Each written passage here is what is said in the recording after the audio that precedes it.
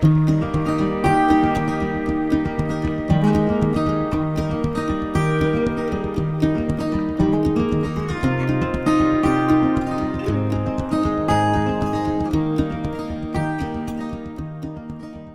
I'm Johanna Laggis. Welcome to Laggis Farm in East Hardwick, Vermont, on a nice blustery October day.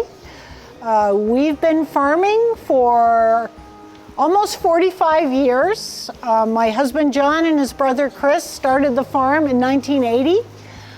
We milk now about 500 jerseys twice a day.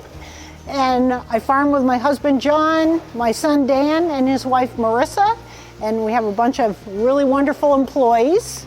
When John and Chris started farming in 1980, they were doing chores for another farmer who had a heart attack, and the doctor said, "Sell your cows," and he didn't want to, so he owner financed John and Chris, and at the end of 2 years, they owned 50 cows and a line of machinery. They then went looking for a place to purchase and made a deal with the gentleman that we purchased part of this farm from.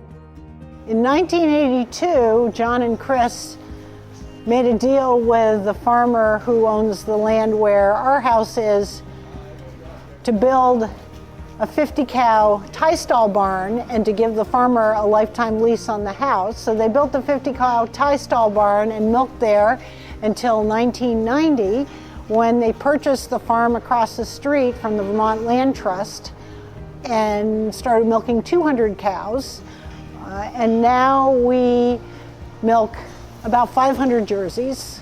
You might be wondering why we milk jerseys. Well, there are a couple of answers. One, those were the first cows we started with, so that's why we're still milking them. But the other reason is that jerseys are really unique. They have the most developed nervous system of any of the dairy breeds, which can be a good thing or a bad thing. When you drive by our farm, there are always some cows out wandering around because some of those jerseys are Houdini jerseys and can get out no matter what. Jerseys have a smaller body than a Holstein and other dairy breeds. They are very efficient at converting their feed into milk, so they have a smaller environmental footprint. They also produce milk that is higher in components, butter, fat, and protein, so it's very good for making butter and cheese. Milk is priced on volume and also on the components, so if you milk one of the breeds that produces more butter, fat, and protein, you get paid a little bit more for those components. We're excited that we have another generation of farmers coming along. Dan and Marissa's son Henry, who's 4, and our daughter just had a little baby, Malcolm, who's 2 months old, so maybe he'll want to be a farmer too. This is our calf barn where we raise all of our future milk cows. They're fed milk from their moms and stay here until they are about 3 months of age. You can see that they have blankets on them. It's a cold day, and when a calf is first born, it takes a lot of energy to stay warm, so we want to make sure that we keep them comfy and they use their energy to grow and not to keep warm. Calf care on the farm is really important because these are our future milk cows, and they only grow if you put a lot of groceries into them. So we feed our calves a lot of whole milk, and as they grow, they develop a strong immune system and the ability to put weight on and to grow muscle mass.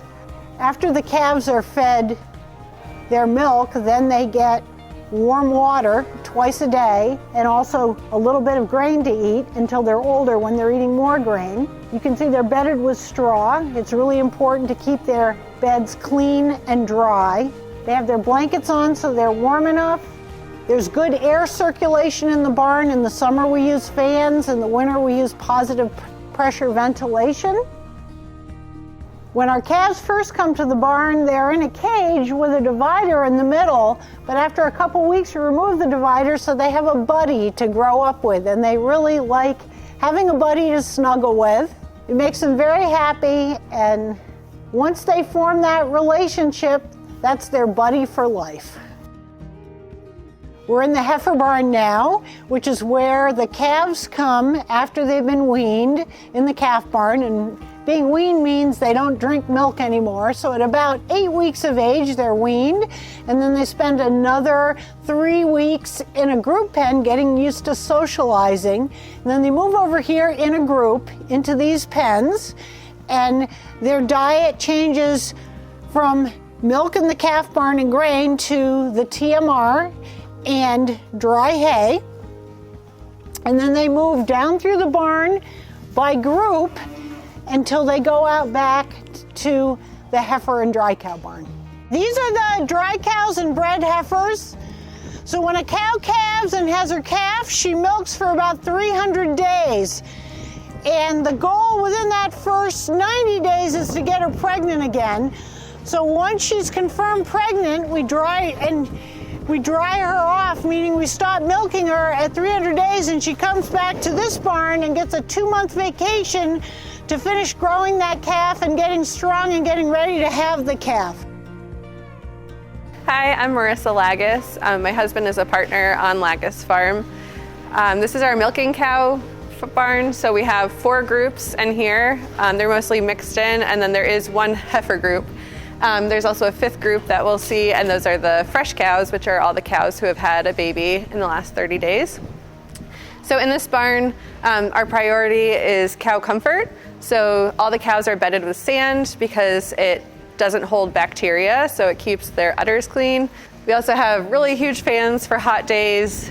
There are curtains on the sides of the barn that can be rolled up if it's a windy day, and they're always up in the winter. So the cows in this barn are fed once a day. They get enough feed to last them for 24 hours, and they're fed what's called a TMR, which is a total mixed ration. It's a mixture of hay silage, corn silage, and some corn grain and other minerals. The goal is that they eat all of the feed, and then the next morning they're fed with fresh feed. We're always closely working with a nutritionist to make sure that the cow's nutritional needs are being met. That's why they're fed a mixed ration. There's certain things that they can get from hay that they can't get from corn and vice versa. They also have different nutritional needs depending on the quality of the feed, and that's why a nutritionist is always balancing their ration to make sure that they're meeting those needs.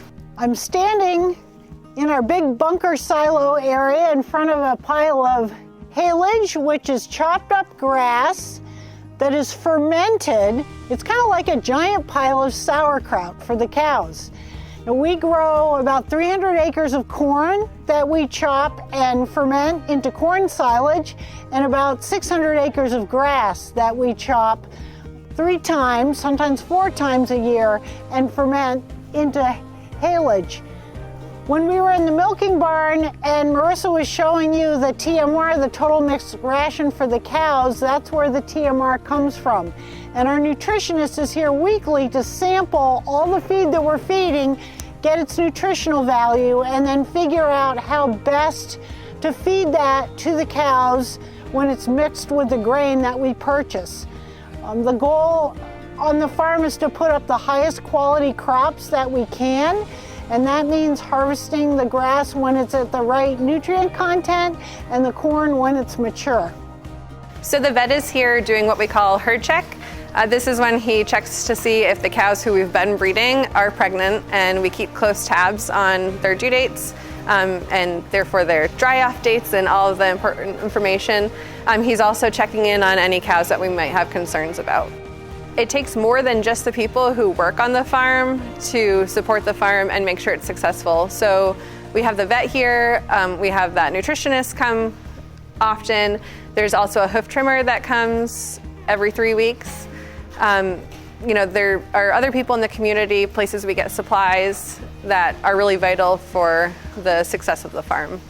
So in this barn, we have all the cows who are due to have a calf in the next 2 weeks. We keep them in the smaller barn so that we can keep a close eye on them. And as soon as they start showing any signs of having a calf, we'll move them to a pen so they have nice, comfortable bedding and more space. And they do like privacy when they calve. So they're very comfortable when they have their calf, and we keep a close eye on them in that process. Most cows have their first calf around 2 years old. They do have to have a calf to make milk, and they have to have calves every year to continue producing milk. So that's our goal, is for each cow to have a calf once a year. This is our milking parlor. We milk the cows twice a day, every single day, even on Christmas morning. We milk 7 cows on each side at a time. So they come in from the barn. It's really important that everybody stays quiet and relaxed so that the cows relax. They come in and we clean their udders, and then we put the milking machines on, and it takes anywhere between 5 to 15 minutes for a cow to get milked. Once all the cows on one side are done being milked, they can leave the parlor and go back to their fresh feed waiting for them. Many people don't know this, but milk has 13 essential nutrients, and it's a very wholesome food. Cleanliness and sanitation are really important to the milking process, to make sure that you, the consumer, get a good, clean product. So when the cows come in, we dip their teats in an iodine solution, and we strip them, which means to just hand milk them for a moment to get a good look at their milk and make sure it's healthy. Then we thoroughly clean off their teats with a rag until they are perfectly clean, and then we can milk.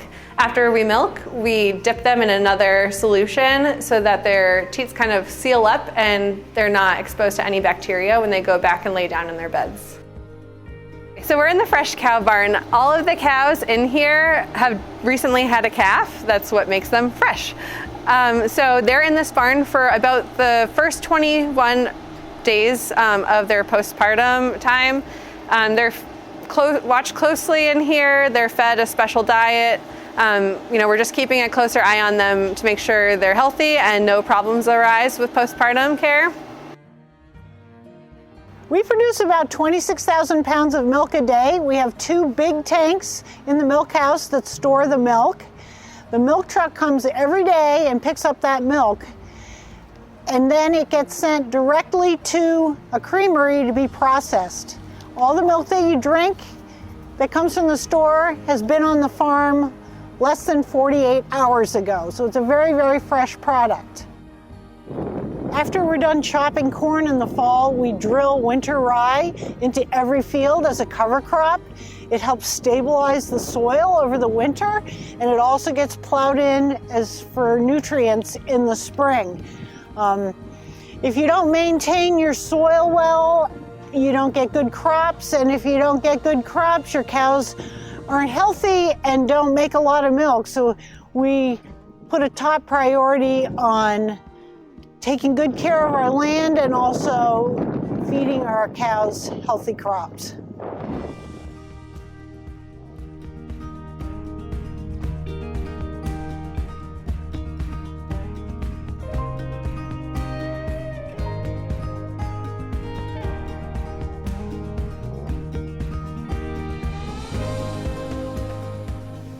My favorite thing about being a dairy farmer is the whole lifestyle. Working with animals, working outside, being your own boss, working with lots of different people, being connected to the earth and to the seasons. You have to be a multitasker and flexible, and there are not many jobs that allow you to do that, like dairy farming. My favorite part of being a dairy farmer is the community and camaraderie. You're constantly working with different people, and everybody wants to pitch in and help because there is like a big job to get done and people want to be a part of that. And if anything goes wrong, in 15 minutes after a truck breaks down, you'll have another truck waiting for you, whether it's a neighbor or a neighboring farmer.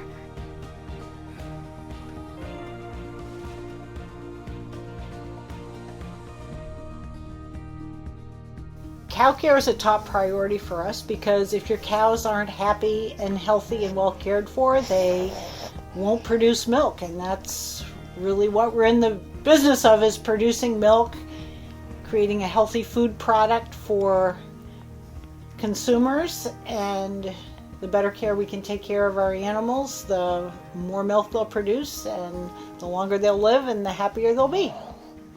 And then I think another important piece is if you're animal farming, you're probably an animal lover and you're committed to the care of your animals. So beyond like the money that they make you and their production, just knowing that you've done your best to make them comfortable and well fed.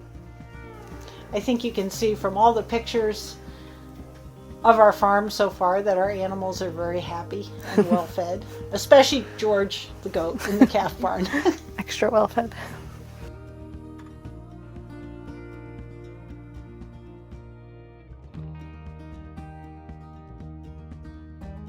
In order to dairy farm, you need to have a lot of land, so we keep land open. We open our land up to the Bass Trail, the Vermont Association of Snow Travelers. People cross-country ski and hike on our land, hunt on our land. We provide a scenic vista with our open land, and we sell sweet corn in the summertime. People come here to the farm. They can see the animals when they come buy corn. The schools often come and glean sweet corn at the end of the season for their school lunch programs.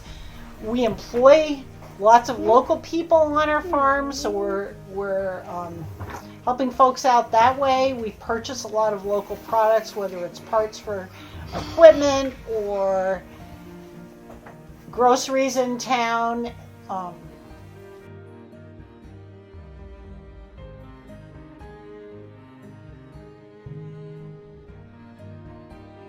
I don't have just one favorite dairy product. I have lots of favorite dairy products, but here are my top three. I love yogurt, and I actually make my own yogurt, and because, as we mentioned before, Jerseys have lots of fat and protein in their milk, Jersey milk makes delicious yogurt, so I make yogurt all the time. And I also make kefir, which is a cultured milk drink that's very good for you, and that's delicious with Jersey milk. And I absolutely love cheese. You can never have enough cheese. I actually do just love a tall glass of milk, and then definitely cheese with every meal, and in the summer, creamy, just a maple creamy. It's my favorite.